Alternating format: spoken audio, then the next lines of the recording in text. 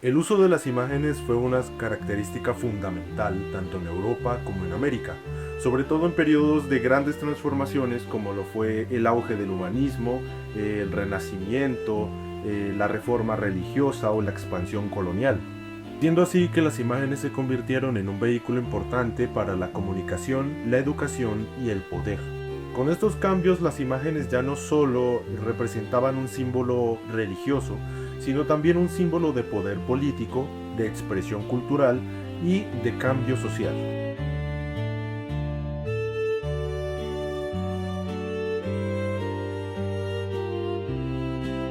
Bien sabemos que las representaciones de las imágenes y el uso de las mismas, tanto en Europa como en América, son completamente distintas. Pero nos podemos hacer un primer cuestionamiento después de esta pequeña introducción. ¿Las obras artísticas realizadas en Europa y las realizadas en América cumplen el mismo objetivo?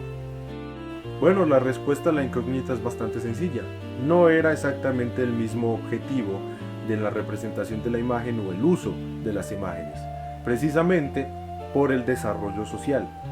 Aunque compartía ciertas similitudes, por ejemplo, sobre todo en la parte religiosa, los diferentes ámbitos a los cuales se expone el significado del uso de las imágenes o las proyecciones artísticas es muy diferente. No es lo mismo comparar una imagen religiosa con una imagen política, porque una es de creencia y otra es de poder. La representación de las imágenes se ve afectado directamente en estos dos ámbitos diferentes.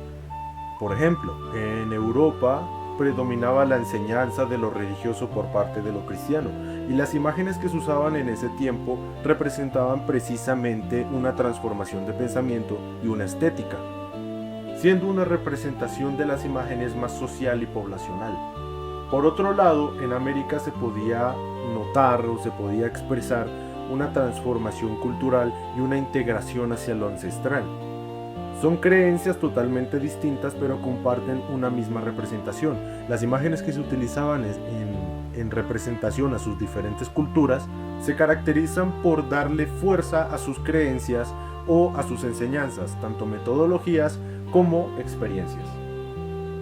En otro aspecto, un poco más sencillo de entender, se podría decir que en Europa se utilizaban las imágenes para representar un ámbito social, un ámbito de conocimiento y emocional, y esto se puede apreciar en muchas de sus obras, tanto en su estructura como en su pintura, como en su arte y en su misma cultura. Y el arte prehispánico, a diferencia del europeo, no buscaba imitar la realidad del naturalismo, sino que buscaba dar un significado espiritual y cosmológico a la sociedad. Me gustaría comentar sobre quienes podían ver o utilizar las obras de arte entre los años 14 y 16, tanto en Europa como en América. Primero, pues en Europa muchas de estas obras se encontraban en iglesias, cátedras y palacios. Eran accesibles para todos, pero pues no todos podían comprenderla. Entonces la iglesia era la encargada de su interpretación. Los sacerdotes ofrecían como algún tipo de explicación, y esto hacía que fortaleciera su posición como figura autoritaria religiosa. La gente común podía observarlas ciertamente, pero carecían de conocimiento necesario para comprenderlas a fondo. Por otro lado, pues las élites como los nobles o el clero no solo entendían estas obras, sino que también tenían la capacidad de encargarlas, utilizarlas a su favor y escoger el mensaje pues que querían enviar a través de ellas. En América, antes de que los europeos llegaran, pues ya se estaba presentando una situación similar.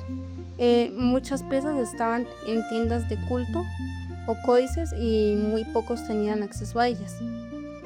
Solo algunos grupos como sacerdotes, sabios o gobernantes eran quienes sabían interpretar los símbolos y captar sus significados.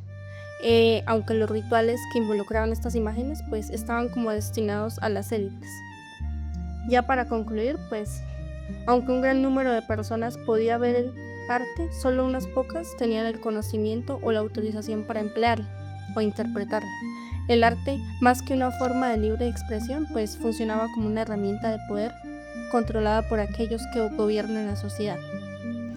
¿Alguna vez has preguntado si el arte antiguo tenía que ver con el poder? Hoy te voy a hablar del arte en las civilizaciones prehispánicas y cómo más allá de lo estético era una herramienta de poder social, política y religiosa. En las culturas prehispánicas el arte servía para legitimar la autoridad. Por ejemplo, los líderes mandaban hacer esculturas o murales donde aparecían como héroes o incluso atributos divinos. Así se mostraban fuertes, sabios y con derecho a gobernar. Pero no solo una forma de presumir. El arte también comunicaba ideas profundas, la cosmovisión, los mitos y las jerarquías. Cada imagen o símbolo era una página visual de una historia que todos debían entender. Además, el arte ayudaba a reformar la cohesión social. Los templos y plazas llenas de arte eran espacios para rituales donde la comunidad se reunía y se sentía parte de algo más grande. Y claro, también había un poder más práctico. Construir cosas, como la pirámide maya o una cabeza olmeca, requería muchísimos recursos y trabajadores. Solo los gobernantes poderosos podían hacerlo. Incluso los objetos cotidianos, como vasijas, tenían mensajes. Podían invocar la fertilidad, representar deidades o indicar el estatus del dueño. Nada era azar. Y sí, a veces el arte también generaba miedo y respeto, como en las escenas de sacrificios o de dioses con aspecto feroz. Eso también ayudaba a mantener el control. Entonces, ¿el poder estuvo presente en el arte prehispánico? Sí, en muchas formas. La autoridad, creencias, unidad, control e ideología. El arte era mucho más que una decoración. Era una forma de enseñar, dominar, conectar a toda una sociedad. ¿Qué nos permite saber que una obra de arte estaba relacionada con el poder? De pronto serán la materialidad, los símbolos o la temática que desarrolla. Y pues considero que una obra puede estar relacionada con el poder de diferentes maneras. Algunos indicadores que considero que pueden sugerirlo son, pues para saber si una obra está relacionada con el poder, debemos analizar varios elementos que nos dan pistas claves. Primero, la materialidad. Muchas obras creadas para reflejar poder están creadas por materiales costosos y difíciles de conseguir, como mármol, oro, piedras preciosas o pigmentos muy raros. Esto no solo ha demostrado la riqueza, sino también control de recursos. Segundo, los símbolos, las coronas, los cetros, los tronos, animales como el león o el águila, e incluso ciertas posturas o gestos. Eran representaciones visuales del poder y la autoridad. Estos símbolos no hablan directamente del estatus de quien encargó la obra o quien aparece. Y tercero, la temática. Muchas obras de arte que reflejan poder muestran escenas de conquista, retratos de reyes y líderes religiosos o grandes eventos ceremoniales. A través de estas temáticas, la obra comunica un mensaje político o religioso de control y prestigio.